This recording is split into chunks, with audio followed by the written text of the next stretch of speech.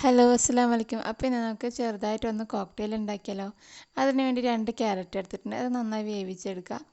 ഇനി ഇതിലേക്ക് ഒരു 1/4 കപ്പ് പഞ്ചസാര കൂടി ചേർത്തിട്ട് നന്നായിട്ട് ബ്ലെൻഡ് ചെയ്തെടുക്കാം.